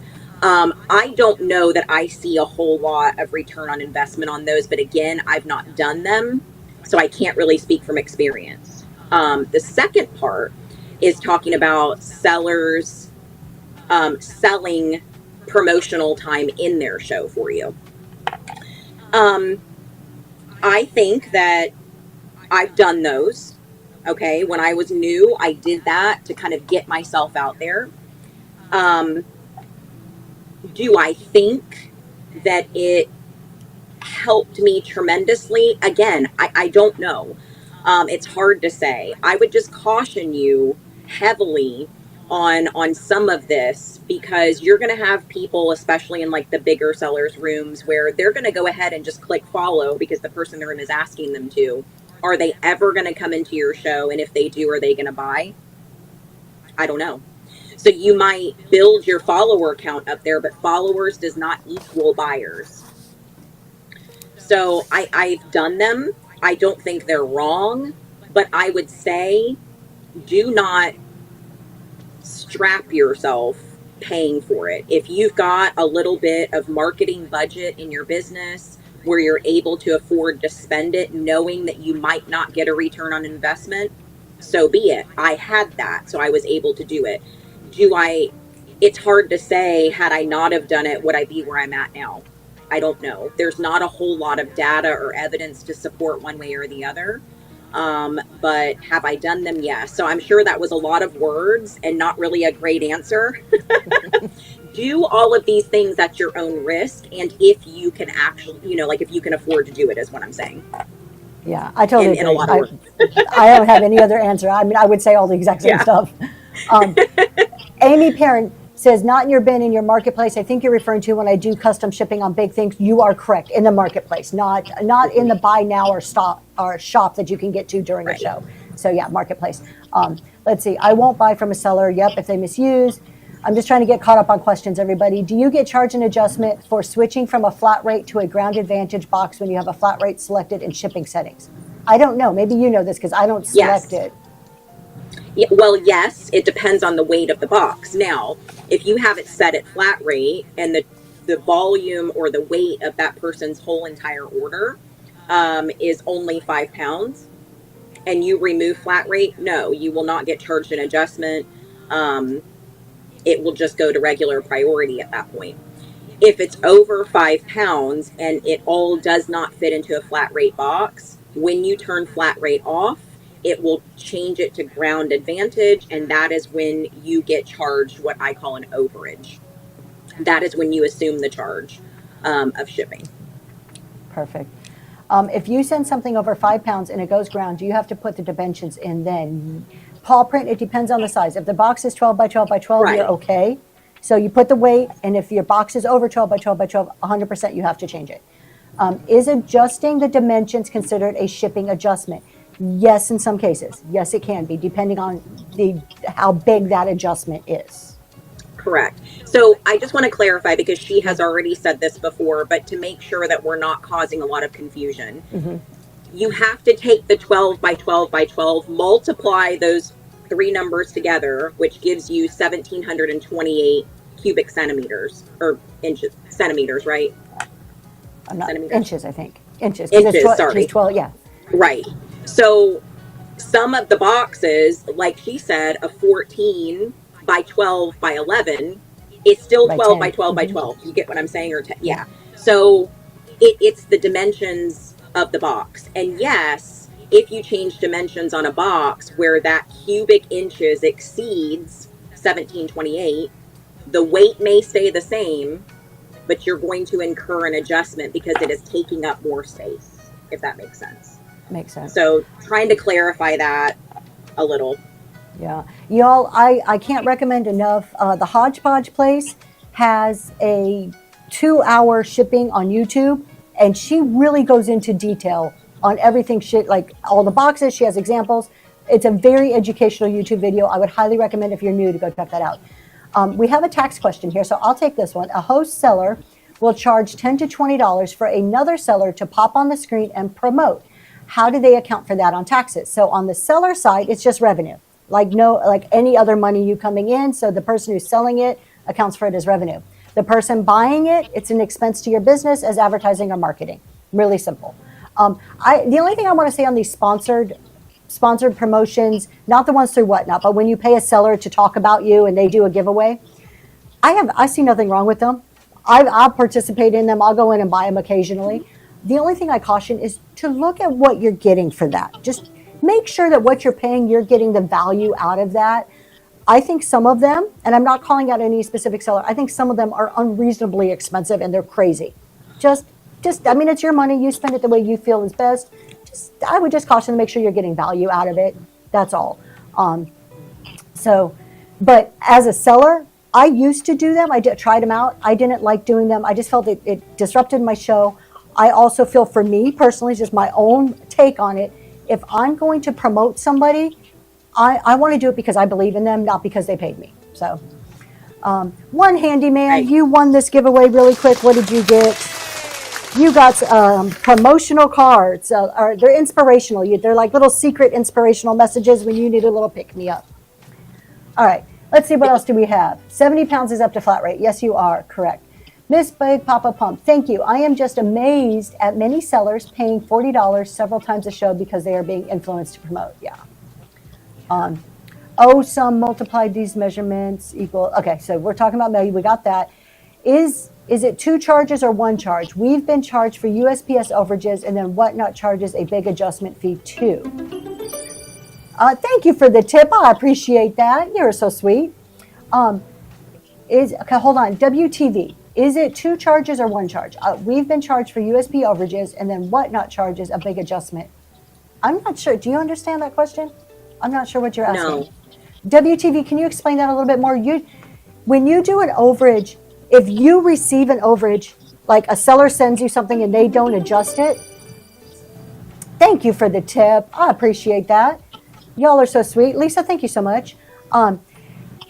If you get something from a seller who they didn't do the shipping correctly and you have to pay for it, you have to pay the post office out of your money. Then you can go to Whatnot. Whatnot will usually refund you. However, they refund you in credits, which I learned from Mrs. Big Papa Pump. I did not know that.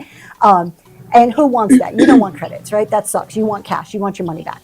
And then if you're a seller and you're adjusting it appropriately, USPS never charges you. That comes out of Whatnot. Right. Yeah. All right. I think I'm caught up on questions, but if we missed your question, please put it in there. We have about 15 minutes left. I'm going to just open it up. Oh, wait, hold on. You can email and request actual money back, but it's a hassle. Yeah. I mean, Gotcha. You don't want to have to chase it. Like, it's frustrating as a buyer. I mean, then having paid advertisements. Reptile guy. Hello. I'm going to open it up to you. Is there a topic? Is there any? Thank you so much, Lori. I appreciate that. Is there a topic that's just dear to your heart or something on Whatnot that drives you insane? Or is there just anything you want to just talk? If not, tell us about your shows. When are you on? Yeah, I think one of the things that you did ask me was what has surprised me the most about Whatnot. And I would say the community. So when I first started, I wanted to do it, like I said, because my husband did it, and I was like, oh, I want to do that too. It looks fun.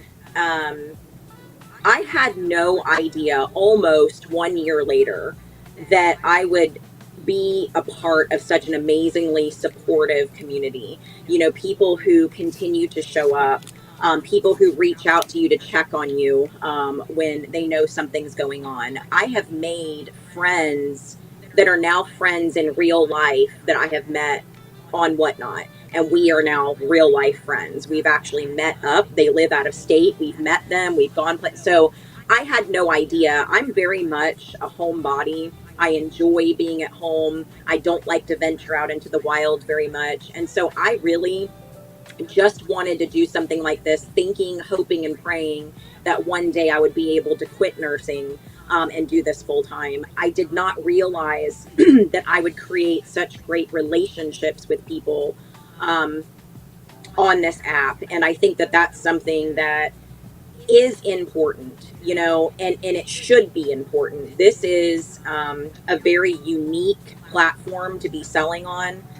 It is, in my opinion, not just about sales. This is social selling. You will and should build relationships with people. And I think if you discount that part of the process, you're selling yourself short and you're missing out on a lot of goodness. So that was the one thing that really surprised me. No clue that was going to happen at all. Yeah, me too. I'm like you. I'm a homebody. I'm very much of an introvert. I am more than happy to come home at the end of the day and just do my thing and not bother with people. And it's taken me a long time to get to the point where I will chat in rooms and like to learn that social aspect, because I mean, we kind of grew up on like with the eBays and the, you know, Etsy's and these other sites that weren't this social aspect. And I mean, I get to meet, I love discounts next month. I'm so excited. Like you said, we're making friends in real life. Yeah. And I don't know about everybody else here, but being like an introvert or a homebody type person and being an adult, I don't meet a lot of people. We've moved to Pennsylvania. I've been here 3 years. I don't have a lot of friends in the area, because where do you go? Like, you don't knock on your neighbor's door. Can you come out and play when you're 45 years old, right? So it's difficult. And this has become my friendships here. So I love that you brought that up. It really is what sets Whatnot apart. We did have a question. How does the post office know that you changed the dimensions on the box? Mine doesn't show on the label. It's all tied into the back end system through that tracking label. So when they scan that barcode, it's embedded into the barcode. Yeah, it's all on the back end. One handyman, I think my husband already answered you, but our special guest today is Mindy, Miss Big Papa Pump. Her and her husband are awesome storage sellers on here. I think we put it in the chat a few times, so you should be able to tag and follow. Let's see if I'm missing any other questions. To be clear, if at the end of the show I find that a buyer goods up to 70 pounds will fit in a flat rate box instead of a box I bought, yes, you can. Reclaim vintage, yes, you can. 100%.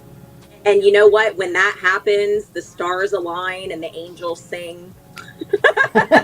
And all is good with the world. It is. There is nothing better than like getting that box and everything fits just right. And you're like, yes. Yep. Tenacity, I would love to come knock on your door and come out and play. Yes. Kiss my glass. You wanna auction me?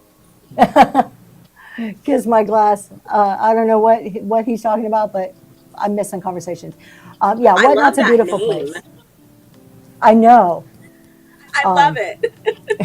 The names on here are so creative. I feel like Zoe's Treasures. Yeah, okay, you know, it's a good business name, but auction hubbies. We need to do a raid train where the hubbies have to auction. I think that would be cool. Is it normal to unbundle if you sell items of all sorts and sizes? So what if shipping setting profiles help you best for minimal overcharges? WTV, use Whatnot's shipping. Don't change anything. Put in the weights right, and it'll sell right. That's not my saying. Who says that? Living Bliss Vintage is the one who I hear say that all the time. Have you natural state of high? You've suggested it to CG. Let me know. I want to sign up for it and make my husband sell. We are kind of getting close to the end. We're letting this. We got 24 seconds. I plan to one day actually become a handyman for Whatnot sellers and travel to everyone needing remodeling or repairs. Okay, I'm not sure how that will work. Let me know. I'd love to hear your business model and plans for that. I think that would be super interesting. Yeah. Tell us about your show schedule. When can we find you on Whatnot? All right. So now that I'm full-time Whatnot, my show schedule is Monday, Wednesday, and Thursday nights at 8 p.m. Eastern Standard Time.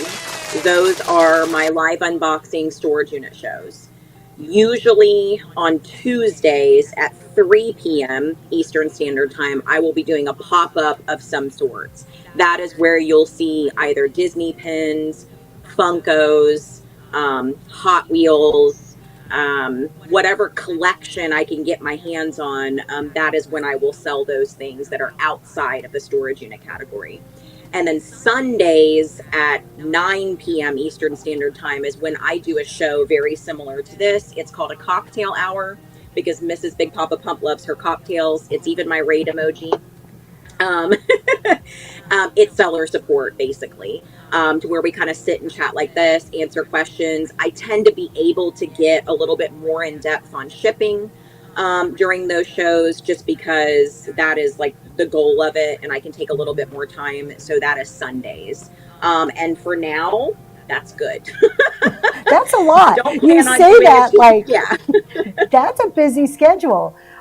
Yeah. Sam, so Sam, can you see the chat? So you can answer Sam, you said full time. Did you quit nursing? Yes, I did. So 2 weeks ago, let's put it this way. I say I quit nursing. I'm still what you would call PRN. I do nursing from home essentially. My only requirement is like one shift every 2 months. And I did that as a safety net so that if something were to go awry, I would have something to fall back into. So I'm obligated to one 10-hour shift every 8 weeks. So not a big issue.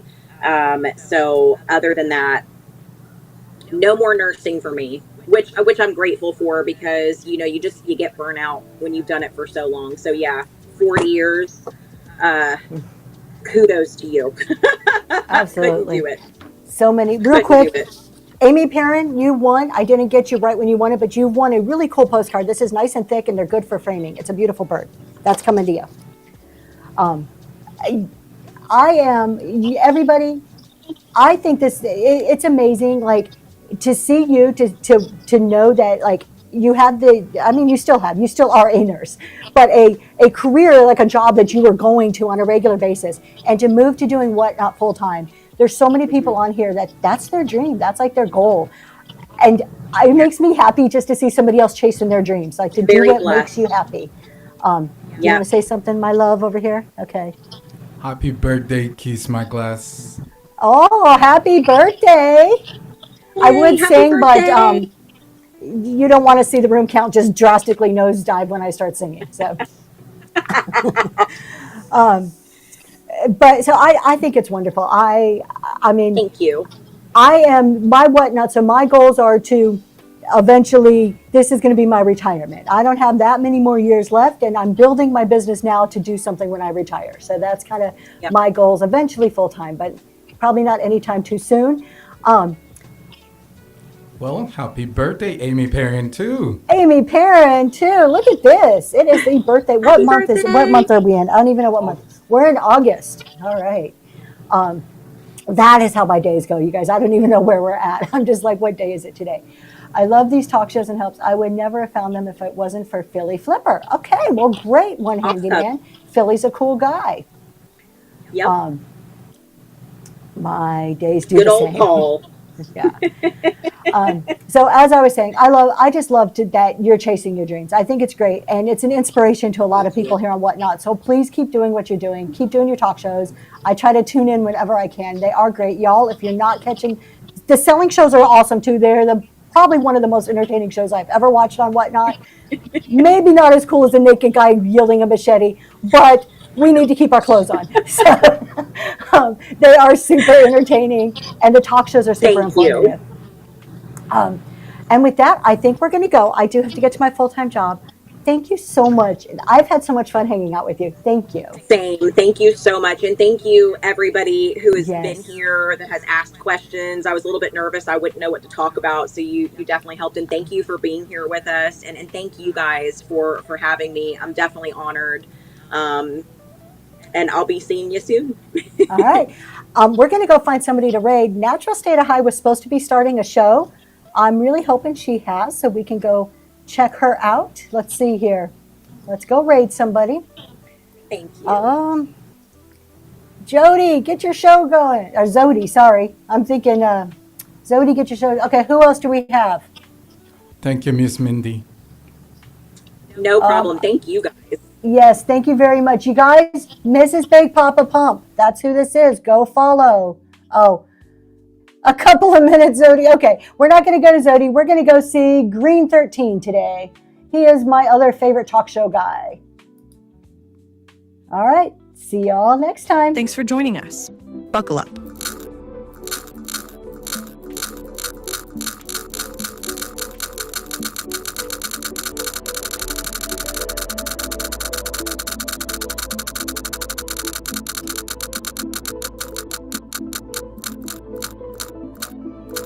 See you next time